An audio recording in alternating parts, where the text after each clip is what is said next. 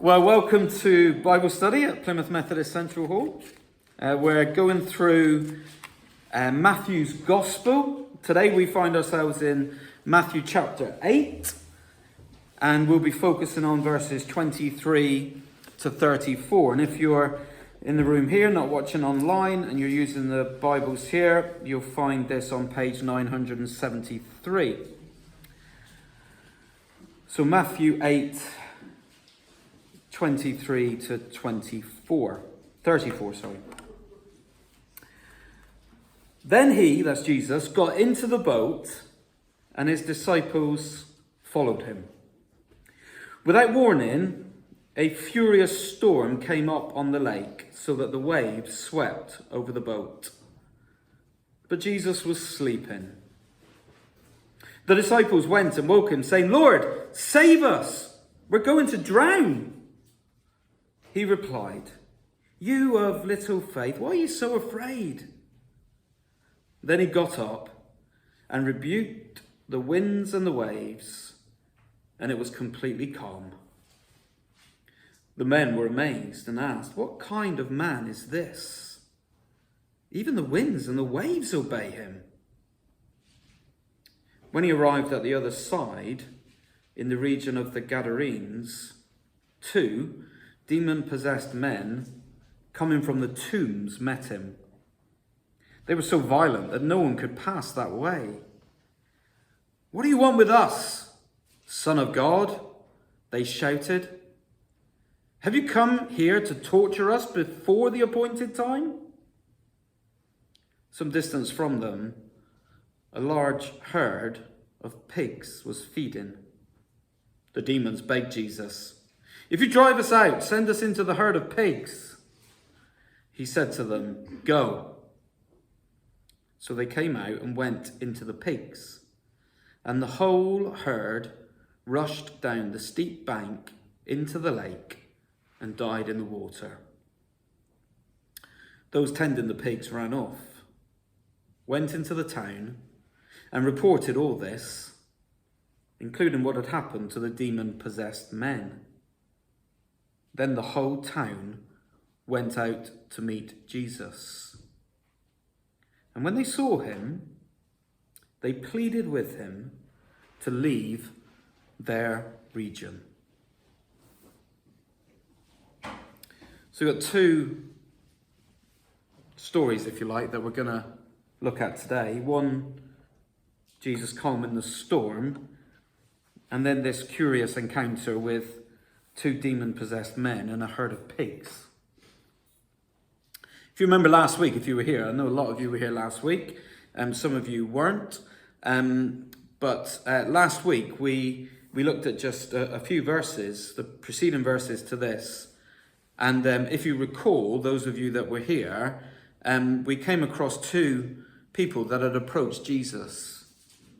One was an over-enthusiastic follower who said, "I will follow you, Jesus, wherever you go," having seen the things that Jesus had done.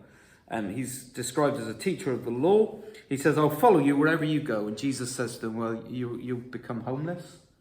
He said, "Foxes have dens, the birds have nowhere to sleep," and so on and so forth. But the Son of Man, has nowhere to lay his head. And we don't know what happened, but I suspect he didn't follow because he wasn't prepared to give that up. Then we hear about the other disciple where the timing just wasn't convenient.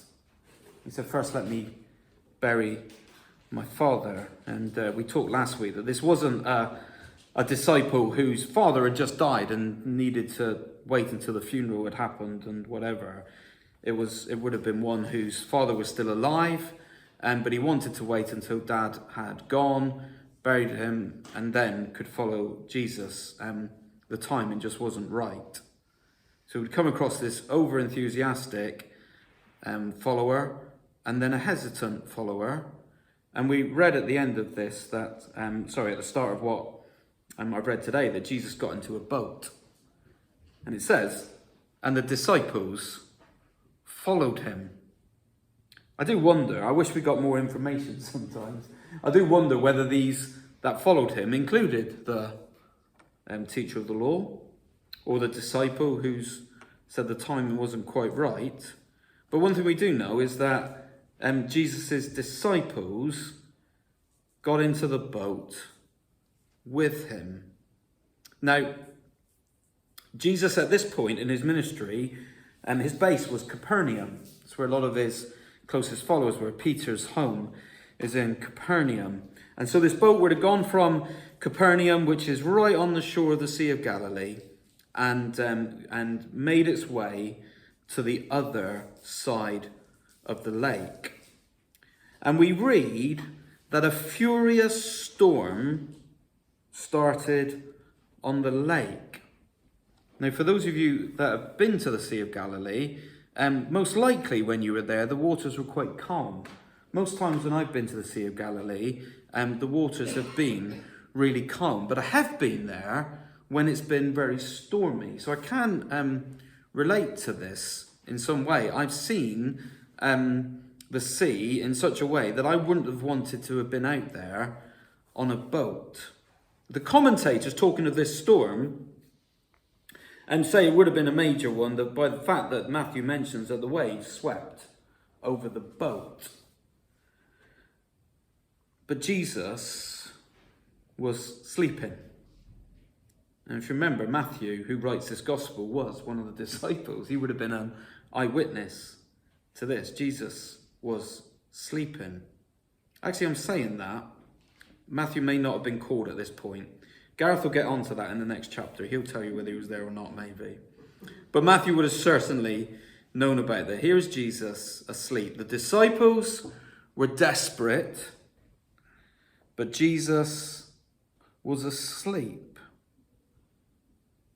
I wonder if it seemed strange to the disciples that in the midst of the storm that they faced, that Jesus could somehow sleep in the middle of it. It's a dramatic contrast, isn't it, between the disciples' kind of state of fear, and in the midst of it, Jesus is asleep. One thing it does tell us, it shows something of his humanity. Jesus became tired. He had just said, I find these things really curious. He had just said to the teacher of the law that the Son of Man has nowhere to lay his head. Well, he's found somewhere now. It's on a boat in the middle of a storm. But the context we find ourselves in is there's a storm raging, the disciples are scared, and Jesus is asleep. I wonder how you feel, or what your reaction is when someone wakes you up. I wonder if you've ever, I'm sure we all have, been in that place where we've been asleep and somebody dares to wake you up. I wonder what your first reaction is. It's funny, isn't it, to see people when they wake up. There's this state of confusion often, or shock. I'm someone who, I actually dream a lot. Every night I dream. Yeah, well, there you go. Obviously take after my father. Every night I dream, and some of my dreams are very bizarre.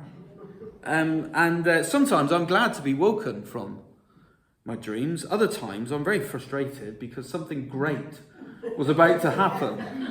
I sometimes dream that I'm like playing football for Man United or something like that, and just I'm woken up and I don't know whether I scored in the cup final or not. But it's an odd thing, isn't it, when you're woken from your sleep, and so if somebody does wake you up, it's kind of not your time to wake up. You haven't naturally woken up, someone's woke you up. But look at Jesus's reaction when he's woken up from his sleep. He rebukes the disciples because of their fear and their unbelief. For me, it seems almost a little harsh. You know, they're in the middle of the lake. There's a storm brewing, or it's brewed. They're probably fearful for their life. And they go to the one that they know can help them out. But Jesus rebukes them for their lack of faith. To understand a bit that, it's not helpful to look at this passage in isolation because you just read this little bit. But you read back and you read around the rest of the accounts of the Gospels of Jesus and his interaction with his disciples. And it seems that Jesus continually is telling them to do things to increase their faith. And yet they don't always quite get it. So Jesus, having been woken, rebukes, firstly, their fear and their unbelief. Spurgeon, writing on this, I love how he comments on this. He says, when Jesus woke, he spoke to the men first, for they were the most difficult to deal with. The wind and the sea could be rebuked later. I can relate to that. Men are tricky to deal with. And if only sometimes the things that you had to deal with, and I don't want any comment from any ladies or any men here now, if only it was stormy weather that we had to deal with.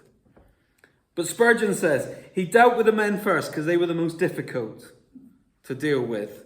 The wind and the sea could be rebuked later. Well, when you look at this and you realize that the disciples are in the boat with Jesus, I wonder if, like me, you think, well, shouldn't that just be enough? That Jesus is with you in the midst of that storm. Well, the reality wasn't so simple for them, and I don't think it is for us either. And whatever storm it is that we may be facing today, I want us all to know this, that Jesus is in the boat. And he is at hand. And as Jesus said to the disciples, fear not. Now that's easy to say and more challenging to live out. But Jesus is in the boat. Matthew tells us that Jesus rebuked the winds and the waves.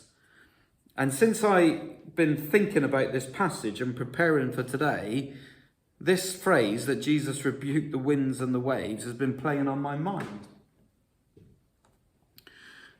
And the thing that I've been trying to get my head around is, why does he rebuke the winds and the waves and not just simply tell them to calm down? It says he rebukes them.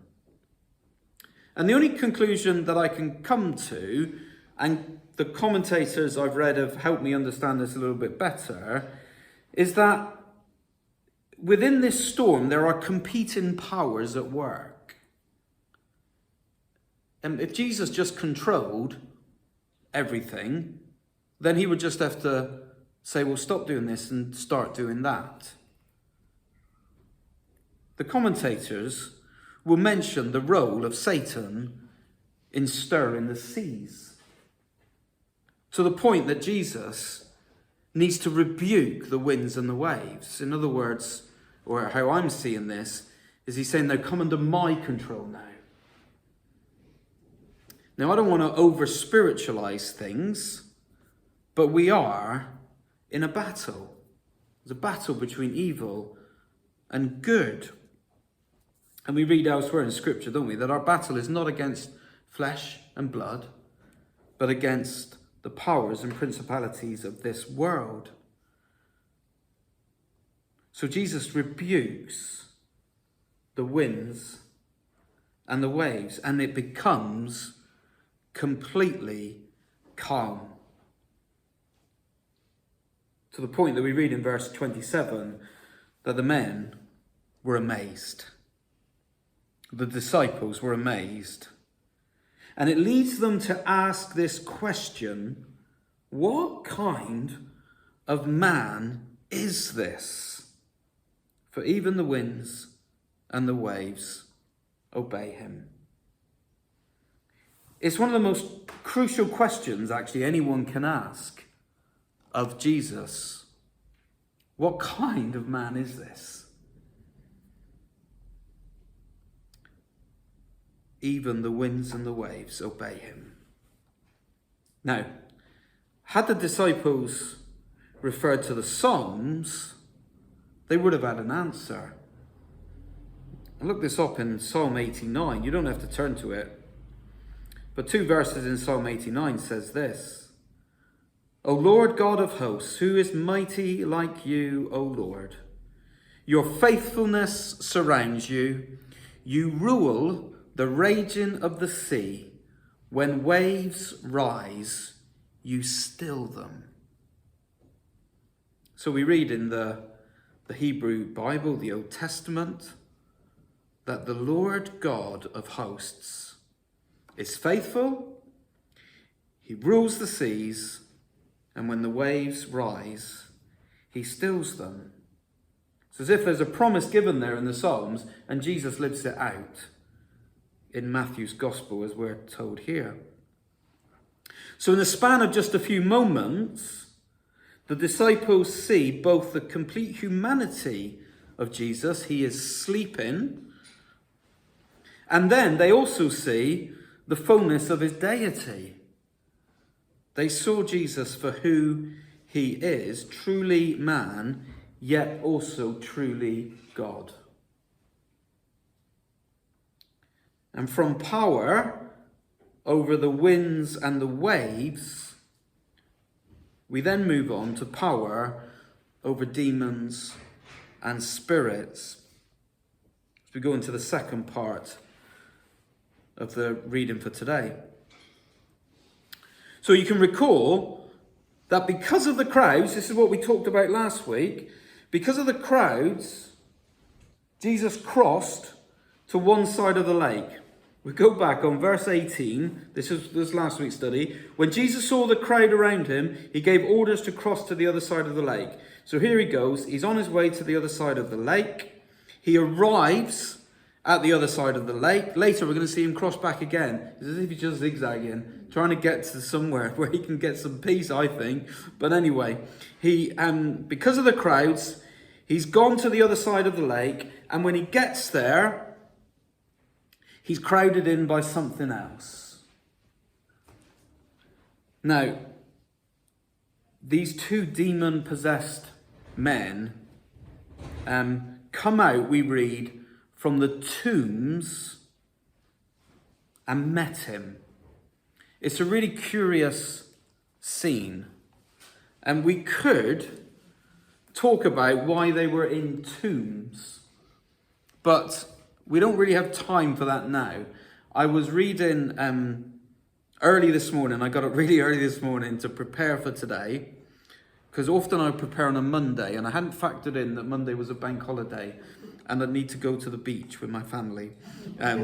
So the alarm went off very early this morning for my preparation. And when I was reading it this morning, there was one commentator who went into detail after detail about why these men would have been living in the tombs. It was fascinating to read, but I'm not going to bore you with it all now. But needless to say, they were outcasts from society. And that's one of the reasons why they would have lived in and around where the dead lived. So they come out from the tombs, and we hear that there were 2 demon-possessed men. Now, this is complex, and I don't want to get too much into it, but what we see here is that there are 2 men present, but 2 demons are the ones that are speaking. And these demons address, you see this in verse 29, they address Jesus as the Son of God. So evil, demons, recognize who Jesus is. They can recognize who Jesus is. And this is one of the most fascinating things that I found when I, this morning, was reading the commentators. A question is asked by the disciples, who is this man? The demons, 2 verses later, answer the question. Is Jesus the Son of God? Now, one of the commentators, I think, was just trying to stretch the point a bit too much. He was saying, well, the disciples didn't know who he was, yet the demons did. I don't think it's that the disciples didn't know who it was. It's just, an exclamation of, oh, how amazing is this man? Who is this? They know it's Jesus. They may not have completely grasped that he is the Son of God, but we get this here. The demons say, this is the Son of God. And what we come to read is that Jesus brings freedom to these 2 men. That's what matters about this story. And don't get too distracted, if you like, by the fate of the pigs. It's, again, pages and pages have been written about these pigs. Many people feeling this is so unfair on the farmer. He lost his pigs. You can read all kind of speculation again about these pigs and why this happened in this way. One thing we do know is that pigs were unclean, still are, to Jews. I've been to Israel, Palestine, many times in the past 15 years or so. I'm yet to see a pig. Maybe this was the last of them. I don't know. Yet to see a pig over there. So it's likely that these pigs would have been owned by Gentiles, because Jews wouldn't have owned pigs. But if that's the case, they also shouldn't have been here, or for risk of offending the Jews. It's a very curious thing as to why these pigs are here. And most of the commentators actually trying not to speculate too much on the fate of the pigs. But their concern is the welfare of these 2 men than the destruction of some pigs. And I want to be careful what I'm saying, because I don't want to get into trouble with the animal lovers amongst us. But I think it is fair to say that Jesus' care and compassion for us is more so than for a herd of pigs. But needless to say, the demons are cast from these men, and for the first time for however long, they know freedom. Now it creates a stir in the town or the region of the Gadarenes. It says the Gadarenes in the NIV. Some of you may know it, the Gerasenes. But whichever it is, there's a stir. And I just want to close with some final thoughts on these final 2 verses. Because I think when I've heard this passage spoken of in the past, there's rightly a lot of attention on the freedom of these 2 demon-possessed men. There's often a lot of kind of humorous reflection on the herd of pigs. But I don't think much attention is given to these final 2 verses. Now, those tending the pigs ran off, went into the town, reported all this, including what had happened to the demon-possessed men. Then the whole town went out to meet Jesus, and when they saw him, they pleaded with him to leave their region. As I read that this morning, I couldn't help but think of other stories where things had happened, Jesus had encountered individuals, other people had found out, and then what the consequence of that was. And the one that came to my mind was when Jesus met with the Samaritan woman. Do you remember? Jesus met with the Samaritan woman at Jacob's well on Mount Gerizim. And Jesus tells her everything about her life, her history, and the current situation she was in. He had no right to know this information. And the woman, it marvels, we won't go into detail on it, but the woman marvels that she had come for a drink from the well, and Jesus was offering her life-giving water that would never run out. He said, "You will never thirst again if you drink of the water that I have for you." And in very similar words to what we read here, if you turn to it, you would read that it says that the woman went back to her town or village and told everyone what this man had said to her. And it said, and people came out and they praised Jesus. And you get this wonderful thing that she's gone back, told the people, there was this man, he told me everything there was, and I believe he is the Messiah, the Christ. And people come and they follow him. Yet here, they go back, the whole town went out to meet Jesus, and when they saw him, they pleaded with him to leave their region. They begged him, in some versions, to depart.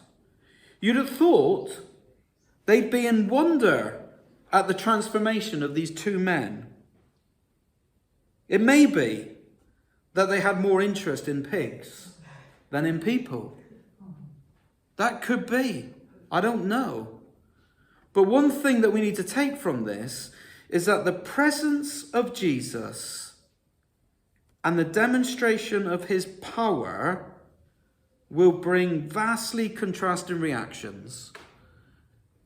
And as believers, we need to be prepared for both. And I think, in closing, that's something that as a church, we need to ponder. And I think the more and more that we reach out into our communities and offer the hope of Jesus, I think the more and more we'll be exposed to both reactions. Some people will think this is wonderful. Other people may react in very negative ways. And I think the braver we are, the more courageous we are in sharing our faith, the more and more of this we will see.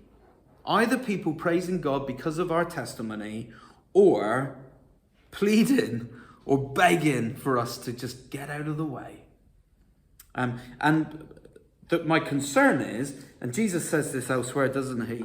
In the message that he gives to the churches, right at the start of the book of Revelation, to one of the churches, he says, "You are neither hot nor you're cold. You're lukewarm." And he says, "I'd rather you were cold than lukewarm." And the thing that I think we need to guard against as a church is a lukewarmness that means that the reactions we get are neither praising God and following him with kind of awe and wonder, or an aggressive reaction.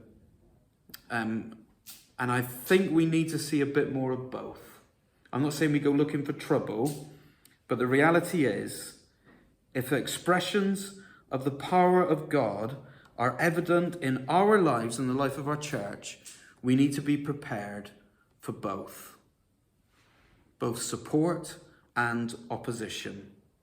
Here, they come out and they plead with Jesus to leave their region.